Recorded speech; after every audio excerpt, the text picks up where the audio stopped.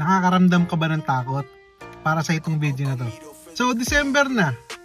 And alam natin na ang isang taon ay nabibilang 365 days in 1 year. Pero alam mo ba na merong sinabi sa Bible na 365 times din at pinapaalala sa'yo ng Diyos na do not fear. Huwag kang matakot. Yes, tama ang narinig mo. 365 times na binanggit ng Lord sa Bible ang salitang do not fear or fear not. Madaling salita, araw-araw ipinapaalala sa atin ng Diyos na huwag tayong matakot. Alam kasi ni Lord na araw-araw meron tayong hamon. Alam ni Lord, araw-araw meron tayong duda. Alam ni Lord na kung minsan, parang minsan wala na tayong pag-asa. Kaya sinabi niya sa atin ng 365 times ang salita na yan.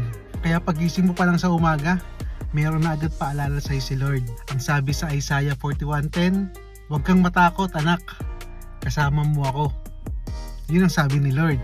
Actually, hindi naman sinabi ni Lord na wala kang dadaan ng problema. Hindi niya sinabi na wala kang dadaan ng pagsubok.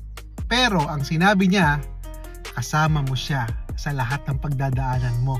Kaya kung meron tayong 365 days sa loob ng isang taon, meron din siyang 365 na paalala sa iyo na huwag kang matakot.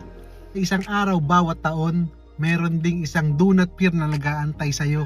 At ang do not fear na yan ang nagpapaalala na kasama mo si Lord. Kasi alam mo kapatid, si Lord hindi lang siya Diyos tuwing linggo, kundi siya yung Diyos natin ng isang buong linggo, isang buong buwan at isang buong taon. Kaya ngayong araw na to, or bago ka matulog, or bago ka lumabas ng bahay, sabihin mo sa sarili mo, kasama ko si Lord, kaya hindi ako dapat matakot. So ayun mga kapatid, 365 days, 365 times na sinabi ng Lord na kasama mo siya at huwag kang matakot.